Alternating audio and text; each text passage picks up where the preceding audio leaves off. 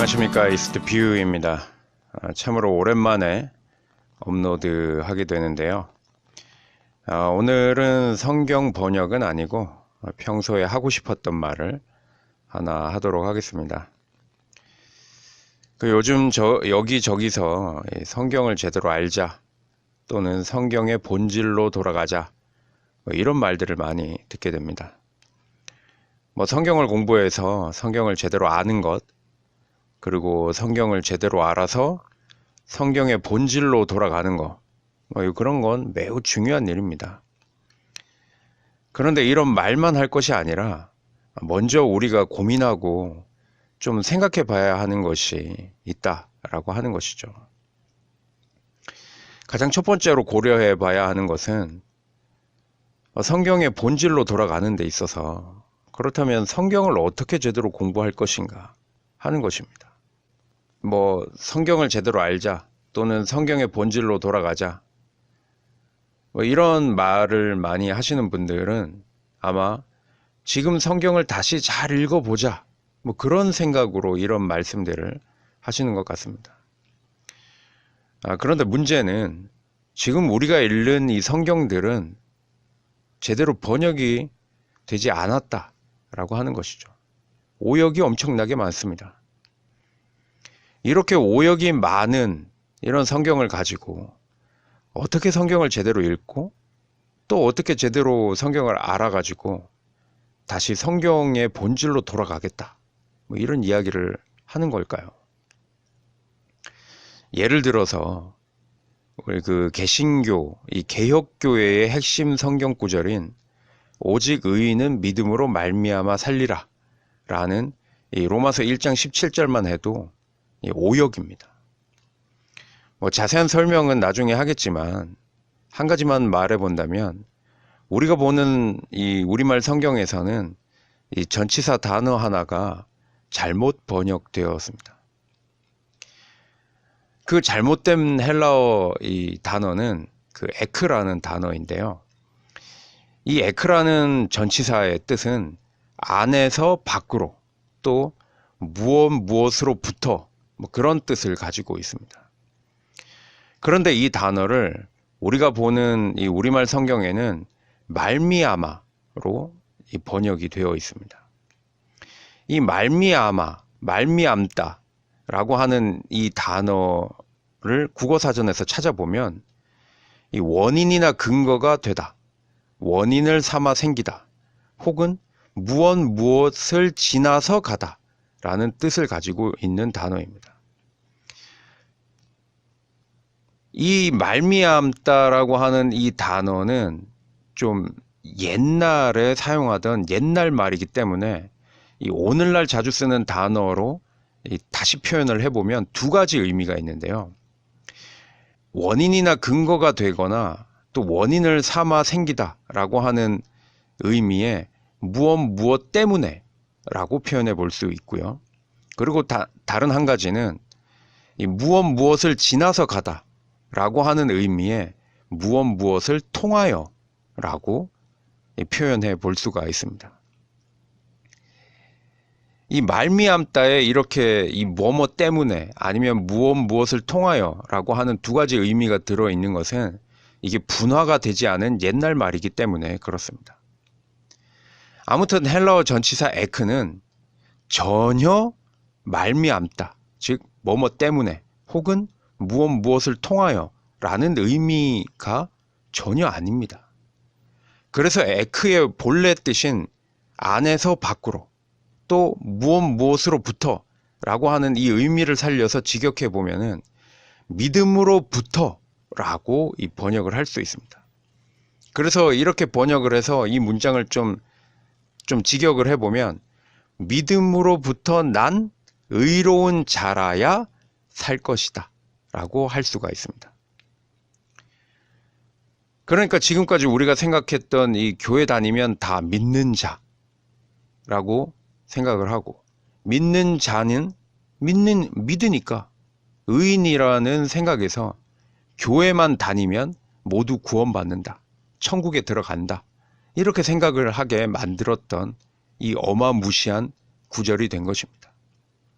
그래서 이 개혁 교회의 시작을 했던 이 마틴 루터도 이 로마서 1장 17절 9절의 이 말씀을 가지고 오직 의인은 믿음으로 말미암아 살리라.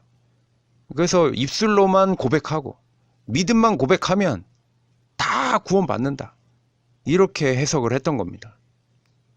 그러나 예수님께서 제자들에게 말씀하시고 성경에 분명히 우리에게도 기록되어 있는 그 말씀들, 가령 마태복음 18장 3절에 보면 어린아이들과 같이 되지 아니하면 결단코 천국에 들어가지 못하리라.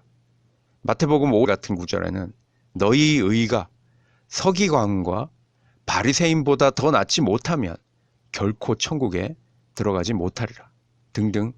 이렇게 예수님은 어린아이와 같지 않으면, 너희의 의가 더 낫지 못하면 결코 천국에 들어가지 못한다 라고 말씀을 하셨는데, 어떻게 된 게 사도 바울이 기록한 로마서의 한 절, 1장 17절 그 말씀을 가지고 교회만 나오면 구원받고, 이렇게 교리가 변하게 되었습니다.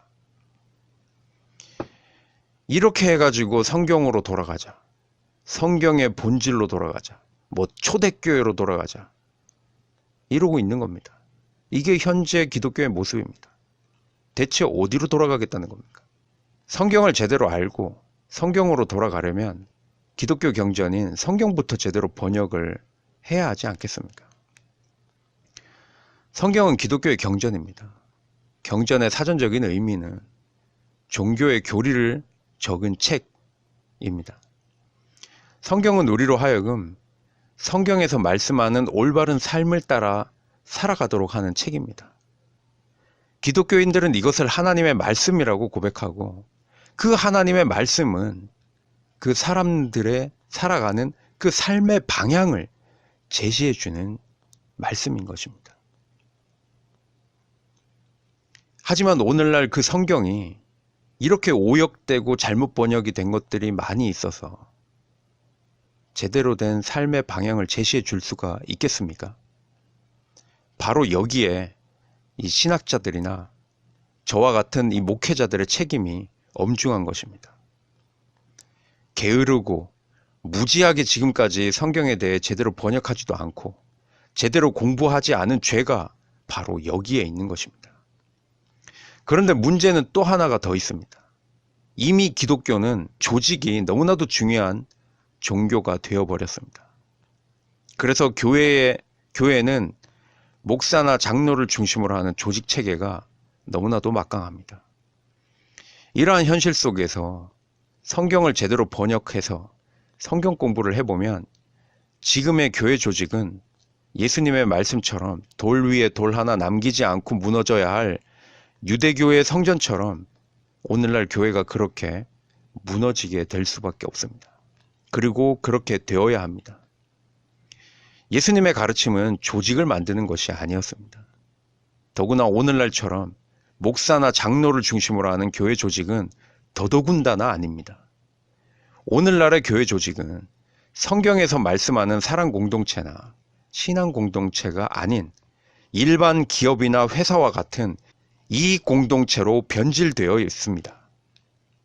이익 공동체의 목표는 이익을 내는 데 있습니다. 따라서 조직의 최대 이익을 위해서 움직일 수밖에 없는 것이죠. 그렇기에 오늘날 교회는 더 크고 더 많은 교회 건물, 더 넓은 땅, 더 많은 성도들이 필요합니다. 왜냐하면 이익을 더 많이 내야 하기 때문에 그렇습니다.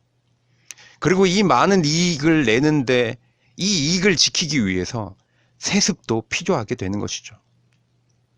이것이 조직이라고 하는 것에 대한 문제점입니다. 그런데 성경을 제대로 번역하고 제대로 공부하는 것은 이런 조직을 와해시키는 역할을 할 수밖에 없습니다. 상식적으로 생각해 보십시오. 올바르기를 원하고 정직하기를 원하고 바르게 살아가고자 하는 사람이 어떻게 이익을 내는 조직을 만들 수 있겠습니까? 올바르고 정직하고 바르게 살아가고자 하는 뜻을 가진 몇 사람은 모일 수 있겠지만 이익을 내는 거대 단체, 거대 조직은 만들 수가 없는 것이죠. 거대 조직을 만드는 것은 적당한 타협과 서로 간의 이해관계가 있어야 만들 수 있는 것입니다. 오늘은 여기까지 하도록 하겠습니다.